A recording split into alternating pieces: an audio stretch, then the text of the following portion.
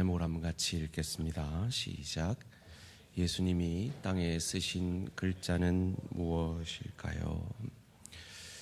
제가 말씀을 준비하다가 가끔씩 머리를 식히기 위해서 유튜브에 짧은 영상들을 시청하곤 합니다.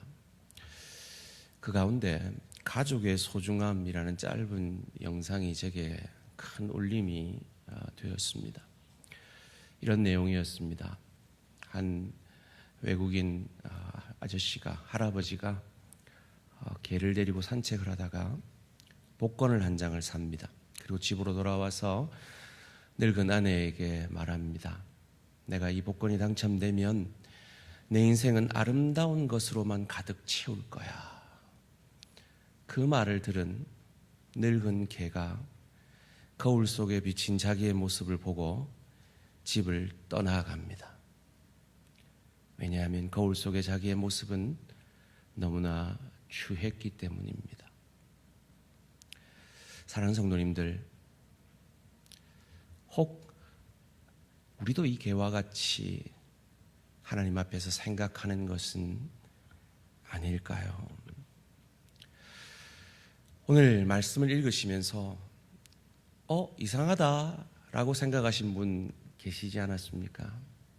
오늘 말씀의 처음과 시작은 괄호로 시작되었습니다. 성경의 곳곳에 이 괄호로 시작되어지는 구절들이 있는데요. 이건 여러분 아시다시피 성경은 원본이 없습니다. 여러 사본들을 조합해서 가장 권위 있는 사본들을 모아서 지금의 성경이 완성되었는데, 그 사본상에 있어서 오늘 이 본문은 원본에 없을 수도 있을지 모르겠다라는 가능성이 있었기 때문에 괄호로 우리에게 가르쳐주고 있는 겁니다. 그럼에도 불구하고 오늘 이야기는 믿지 않는 사람들조차도 잘 아는 이야기지요. 큰 울림이 있는 이야기입니다. 그렇지만 또한 참 이해하기가 쉽지 않은 부분도 있는 말씀입니다. 특별히 우리가 이 본문을 읽을 때마다 괜한 호기심이 생기지 않았습니까? 도대체 예수님은 땅에 뭐라고 쓰셨을까? 그 질문의 답안으로 오늘 말씀을 나누기를 원합니다. 오늘 본문 2절 말씀입니다. 아침에 다시 성전으로 들어오시니 백성이 다 나아온지라 앉으사 그들을 가르치시더니, 여기서 아침이라고 한글 성경에는 되어 있는데 원문에 보면 새벽이라고 되어 있습니다. 참 새벽에 예수님을 찾아 나온 이들의 열심이 대단하다 하는 생각을 해봅니다. 그리고 우리 대항해 가족들의 열심이 이와 같기를 주님의 이름으로 축원합니다. 그런데요, 이 열심이 예수님을 향한 열심만 있었던 건 아닌 것 같아요. 예수님에게 가늠하다 잡힌 여인을 데리고 옵니다. 3절 말씀입니다. 서기관들과 바리새인들이 음행 중에 잡힌 여자를 끌고 와서 가운데 세우고, 여러분 지금 새벽입니다. 예수님이 어디 있는 줄 알고 서기관과 바리새인들이 어떻게 이렇게 일사불란하게 모였을까요? 어디서 이렇게 음행 중에 잡힌 여자를 잡아왔을까요? 더군다나 잡았으면 남자도 같이 잡아야 되는데 왜 여자 혼자 잡아왔을까요? 레위기 20장 10절에 보면 간음한 남녀는 같이 사형에 처하게 되어 있습니다. 그러니까 데려오려면 남자도 같이 데려왔어야 하는 것입니다. 뭔가 의도가 있음을 알게 되는 구절입니다. 그리고 이들에 대해서 예수님이 왜 이런 태도를 취하고 있는지도 이해가 되는 구절입니다. 4절 말씀입니다.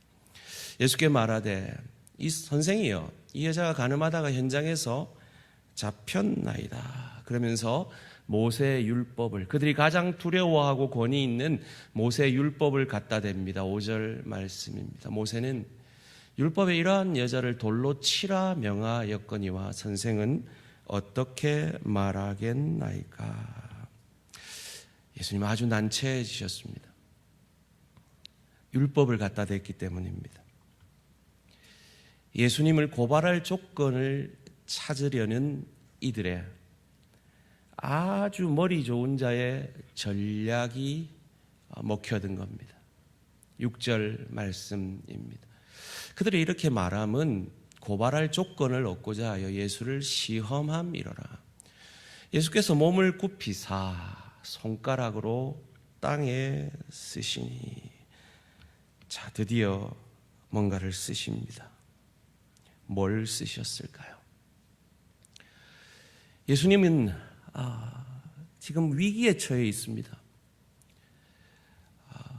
치지 말라 하면 율법을 어기는 것이 됩니다. 치라 하면 당시에 사형 집행권이 없었던 유대인들에게는 로마 법을 어기는 것이 됩니다. 그리고 그가 평소에 사랑하라 용서하라는 말씀을 또한 어기게 되는 것이죠.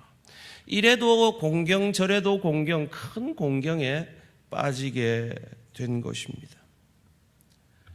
그런데 예수님은 한가하게 뭔가를 쓰고 계십니다. 뭐라고 쓰셨을까요? 정답은 모른다는 겁니다. 그 어떤 신학자도 모릅니다.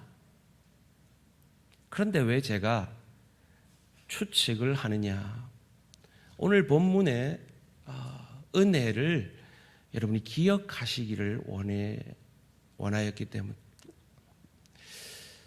저는 두 가지로 추측을 했습니다. 여러 가지로 추측이 되는데요. 그 중에 오늘은 두 가지만 말씀을 드릴게요.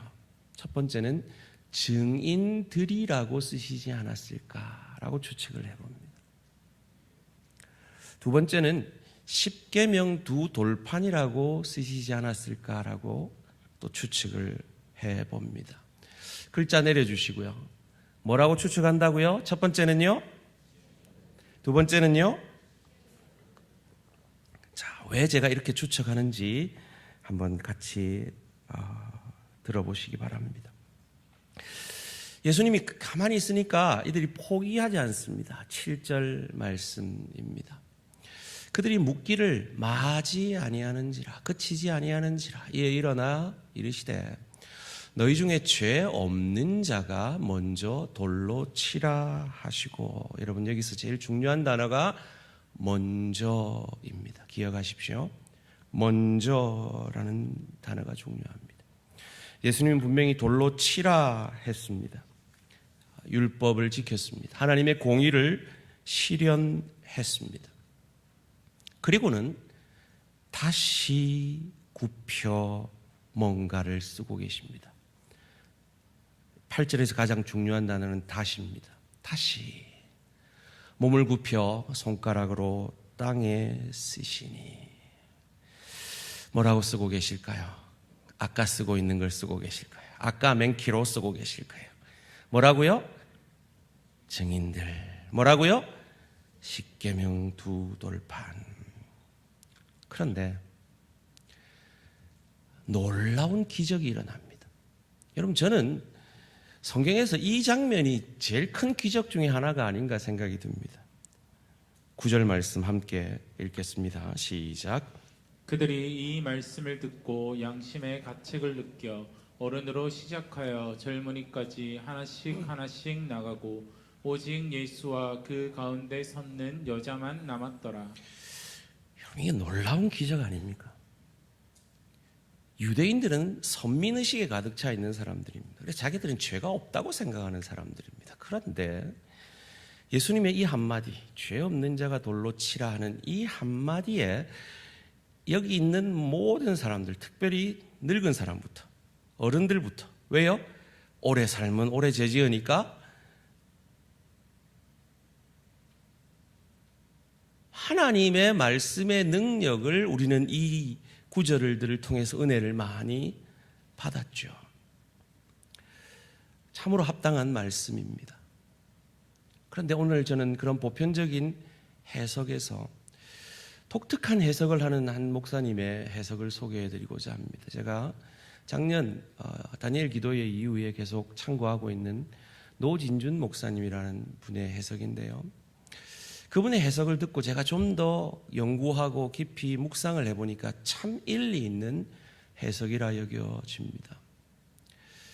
여기서 죄를 보편적인 사람들의 죄라고 여기면 좀 이 이야기가 너무나 파격적인 기적이 일어난 겁니다. 예수님을 고소할 조건을 얻으려고 하는 그들이 예수님 한마디에 자기들의 양심이 찔려가지고 다 물러났다. 이건 너무나 큰 기적입니다. 그런 관점에서라기보다 지금 이 여인을 심판하고 있는 이 심판의 관점에 있어서 죄는 무엇입니까? 그건 위증죄죠. 그들이 분명히 간음하다 잡은 여인을 데리고 온 겁니다. 그러면 거기에 분명히 간음을 했던 것을 봤던 증인이 있어야 했습니다. 그들은 지금 이 여인이 목표가 아닙니다. 예수님이 목표입니다. 그러니까 그들은 충분히 이 사건을 조작할 수도 있는 자들이라는 것을 예수님은 알고 계셨을 것입니다. 첫 번째로 예수님이 증인들이라고 쓰셨을 것이라고 제가 추측한 이유는 율법에 사람을 죽이기 위해서는 두세 사람의 증언을 율법은 요구하고 있습니다. 그리고 그 사형 집행의 시작을 그 증인으로부터 시작하게 하므로 애매한 억울한 사람이 생기지 않도록 하고 있습니다. 신명기 17장 6절 7절 말씀을 함께 읽겠습니다. 시작. 죽일 자를 두 사람이나 세 사람의 증언으로 죽일 것이요 한 사람의 증언으로는 죽이지 말 것이며 이런 자를 죽이기 위하여는 증인이 먼저 그에게 손을 댄 후에 뭇 백성이 손을 들지니라. 너는 이와 같이 하여 너희 중에서 악을 제할지니라. 이노진주 목사님의 해석대로라면 지금 너희 중에 죄 없는 자가, 즉 이 여인이 간음한 것을 본 증인이 있다면 그가 먼저 치라는 겁니다. 율법대로요. 그런데 다 물러갑니다. 무슨 말입니까? 이 여인이 간음한 것을 직접 목격한 증인이 없었다라는 것입니다. 이 예수님이 말씀하십니다. 10절 말씀입니다. 예수께서 일어나사 여자 외에 아무도 없는 것을 보시고 이르시되 여자여 너를 고발하던 그들이 어디 있느냐? 너를 정죄한 자가 없느냐? 묻습니다. 너를 고발한, 너의 그 간음한 것을 본 증인이 없느냐라고 묻는 것입니다. 그리고 예수님과 이 여인과의 마지막 대화가 제 가슴에 큰 울림이 됩니다. 11절 말씀 함께 읽겠습니다. 시작.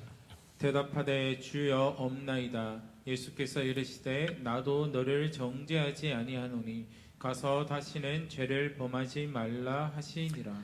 나도 너를 정죄하지 아니하노니. 여러분 이 말에 담긴 의미를 아시겠습니까? 나도. 예수님은 이 여인의 죄를 알고 계시다는 겁니다.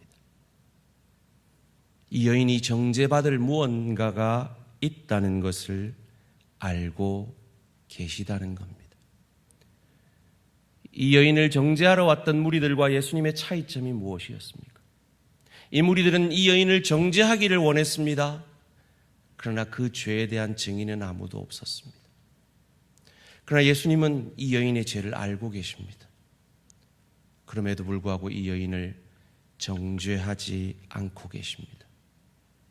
여러분, 과거에 저는 이 말씀을 들을 때 쉬 생각했습니다. 그래, 용서하면 되지 뭐. 예수님이 용서해 주셨나 보다. 이렇게요. 그런데요, 이번에 이 말씀을 묵상하는데 제 마음에 큰 울림이 울리는 거예요. 제가 이 여인을 용서한다는 건 쉬운 일입니다. 그런데 예수님이 이 여인을 용서한다는 건 자기가 죽겠다는 겁니다. 아니요, 죄는 정죄받아야 합니다. 그래야 하나님의 공의가 이루어지기 때문입니다. 그래서 그 공의가 이루어지고 그 여인이 정죄받지 않기 위해서는 누군가가 이 여인 대신에 정죄받아야 합니다. 그것이 자신인 것을 예수님은 알고 계십니다.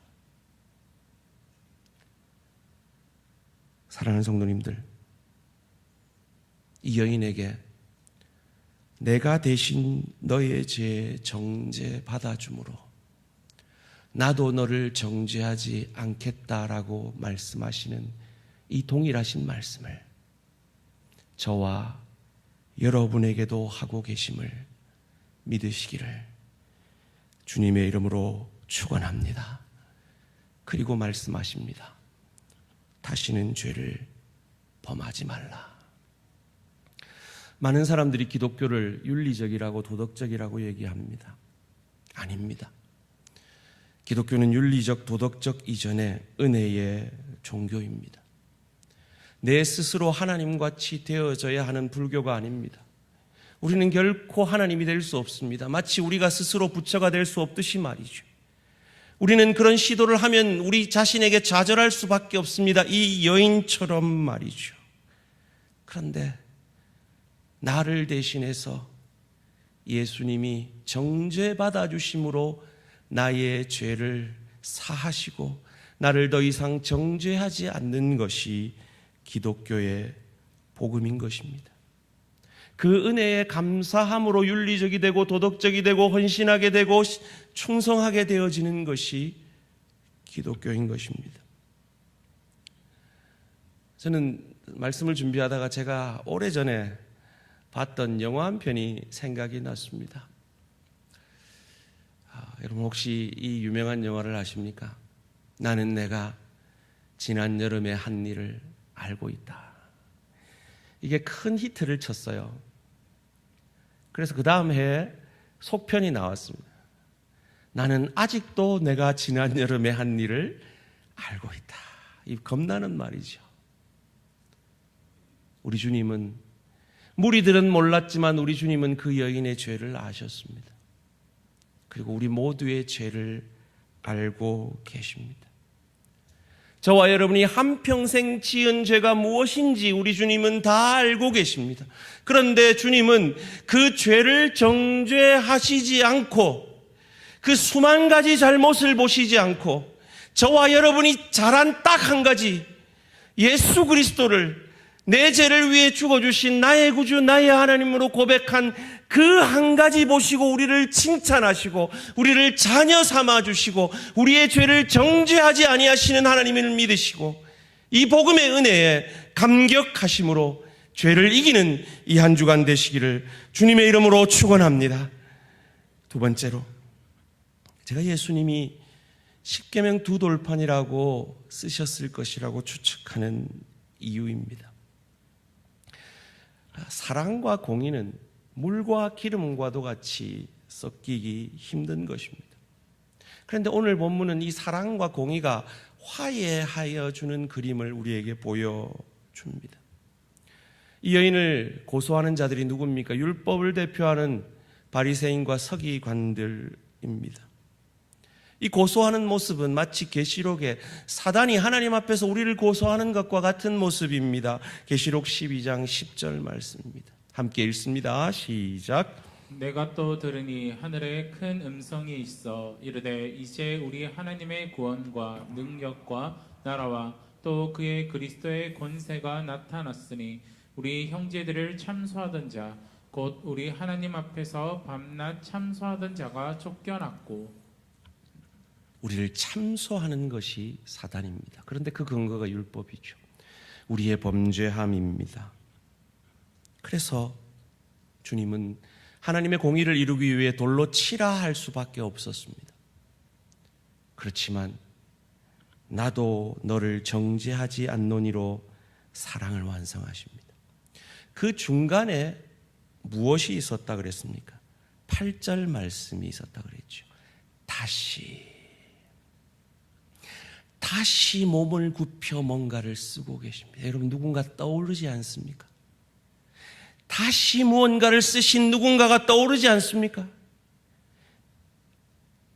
모세가 첫 십계명을 받아 내려왔을 때 금송아지를 만들고 그것이 여호와라고 고백하면서 우상 숭배하던 그들을 향하여서 그 첫 번째 돌판을 던져버린 그 사건, 그리고 모세가 준비한 그 돌판을 가지고 다시 올라갔을 때 다시 쓰신 하나님 말이죠. 그 두 번째 돌판이 어디에 있습니까? 법궤 안에 있습니다. 법궤는 지성소에 있죠. 이 두 천사가 그 법궤 안에 있는 인간의 죄악됨, 깨어진 두 돌판과 그리고 만나와 아론의 쌍난 지팡이, 이스라엘 백성들이 하나님의 은혜를 받았음에도 그 은혜의 죄로 반응했던 그 물건들이 들어가 있는 그 법궤 위에 저 천사들이 저렇게 되어 있는 그 위에 자리가 시은소입니다. 은혜가 임하는 자리, 그곳에 죄 없는 짐승의 피가 부어지므로 대속죄일에 이스라엘 백성들은 그들의 죄를 사함 받았던 것입니다. 그 첫 번째 돌판과 두 번째 돌판 사이에 모세의 중보 기도가 나옵니다. 출애굽기 32장 31절 32절 말씀 함께 읽습니다. 시작. 모세가 여호와께로 다시 나아가 여짜오되 슬프도소이다. 이 백성이 자기들을 위하여 금신을 만들어 싸우니 큰 죄를 범하였나이다. 그러나 이제 그들의 죄를 사하시옵소서. 그렇지 아니하시오면 원하건대 주께서 기록하신 책에서 내 이름을 지워버려 주옵소서. 내 이름을 지워버려 주옵소서. 모세의 이 고백처럼 예수님은 다시 무언가를 쓰고 계십니다. 그리고 그 여인에게 말씀하셨습니다. 11절 말씀입니다. 대답하되 주여 없나이다. 예수께서 이르시되 나도 너를 정죄하지 아니하노니 가서 다시는 죄를 범하지 말라 하시니라. 여러분, 나도입니다. 지금 예수님은 인간과 자신을 동일시하고 계십니다. 그것을 주님이 우리를 구속하기 위해 하신 성육신 가운데 우리에게 보여주셨습니다. 예수님의 구속 사역은 세례 받으심으로 인간의 대표자인 그 세례 요한의 죄를, 인간의 죄를 전가 받으심으로 인간과 같이 되셨습니다. 완전한 인간으로서 인간을 대표하여 시험 받으심으로 인간을 위하여 그 시험을 이겨주셨습니다. 그리고 완전한 인간으로서 십자가에 죽어주심으로 인간의 죄를 오롯이 홀로 감당해 주셨습니다. 그리고 부활하심으로 예수를 주로 고백하는 우리에게 부활의 소망을 허락해 주신 것입니다. 그 대속죄일에 대제사장이 지성소에 들어가서 그 제사를 드림으로 모든 백성들이 죄 사함을 받았습니다. 이와 같이 그리스도 예수께서 우리의 대제사장 되어 주셨습니다. 그런데 이것은 아무나 될 수 있는 것이 아닙니다. 죄가 없어야 합니다. 그래서 대제사장들도 자신의 죄를 먼저 사한 후에 지성소에 들어갈 수가 있었습니다. 히브리서 4장 15절 말씀 함께 읽습니다. 시작. 우리에게 있는 대제사장은 우리의 연약함을 동정하지 못하실 리가 아니요 모든 일에 우리와 똑같이 시험을 받으신 이로되 죄는 없으시니라. 우리와 똑같이 시험은 받되 죄가 없은 그분이 우리의 대제사장이 되어 주셨는데 그분이 바로 예수 그리스도십니다. 근데 죄만 없다고 되는 게 아닙니다. 죄가 되셔야 합니다. 고린도후서 5장 21절입니다. 함께 읽습니다. 시작. 하나님이 죄를 알지도 못하신 이를 우리를 대신하여 죄로 삼으신 것은 우리로 하여금 그 안에서 하나님의 의가 되게 하려 하시니라. 죄가 없으신 분을 죄로 삼으신 겁니다. 그것이 성육신 사건입니다. 그것이 십자가의 사건입니다. 오늘 본문의 배경은 성전입니다. 성전을 완성하기 위해서 예수님이 뭐라 그러셨습니까? 이 성전을 헐라 내가 사흘 만에 치으리라 라고 말씀하셨습니다. 그래서 그분은 헐리어지신 겁니다. 죽어지신 겁니다. 율법의 대표인 이 성전뿐만 아니라 우린 더 이상 절기도 지키지 않습니다. 안식일도 지키지 않습니다. 예루살렘 성전에서 예배드리지도 않습니다. 왜요?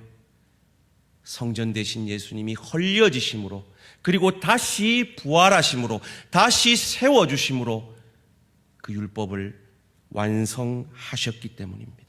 마태복음 5장 17절 18절 말씀 함께 읽습니다. 시작. 내가 율법이나 선지자를 폐하러 온 줄로 생각하지 말라. 폐하러 온 것이 아니요 완전하게 하려 함이라. 진실로 너희에게 이르노니 천지가 없어지기 전에는 율법의 1.1획도 결코 없어지지 아니하고 다 이루리라. 아멘. 다 이루리라. 사랑하는 성도님들, 기독교는 내가 아름다워져서 구원 얻는 종교가 아닙니다. 우리는 하나님의 말씀 앞에 설 때 아름답지 못함을 깨닫고 아름다운 예수님이 우리를 찾아오셔서 우리를 아름답게 만들어주시는 종교가 기독교입니다. 저는 성경을 읽을 때마다 이 창세기 1장 2절을 읽을 때마다 참 울림이 되어집니다. 땅이 혼돈하고 공허하며 흑암이 깊음 위에 있고 하나님의 영은 수면 위에 운행하시니라. 여러분, 이 글을 보시면서 어떤 생각이 드십니까? 이게 내 마음이다 생각 안 드십니까? 내 인생이다 생각 안 드십니까? 그런 나가, 그런 혼돈하고 공허하고 흑암이 깊음에 있던 내가 주님이 나를 찾아와 주심으로 아름답게 된 것입니다. 앞서 말씀드린 가족의 소중함이라는 그 영상의 끝은 이렇게 끝이 납니다. 자신이 아름답지 못하다고 여겨서 아름다운 것으로만 자기의 인생을 채우겠다고 한 그 주인 할아버지의 말에 상처받고 집을 나가버린 그 개를 찾고자 곳곳에 전단지를 뿌리고 찾아 나서서 사람들의 도움으로 그 늙은 개를 다시 찾습니다. 그리고는 그가 샀던 그 복권을 그 개를 찾아주었던 사람에게 전해줍니다. 자신의 인생을 채우고자 하는 그 아름다운 것보다 가족이 더 소중했기 때문입니다. 요한복음 1장 12절은 말합니다. 영접하는 자, 곧 그 이름을 믿는 자들에게는 하나님의 자녀가 되는 권세를 주셨으니. 우리는 아름답지 못해도 하나님의 자녀가 된 것입니다. 이 권세를 오늘 예수님은 이 가늠한 여인에게 주고 계시며 또한 이 가늠한 여인과도 같은 우리에게도 주고 계신 겁니다. 이 여인은 이후에 어떤 삶을 살았을까요? 너무나 뻔한 일 아닙니까? 이 용서의 은혜에 감사하며 변화되었을 것입니다.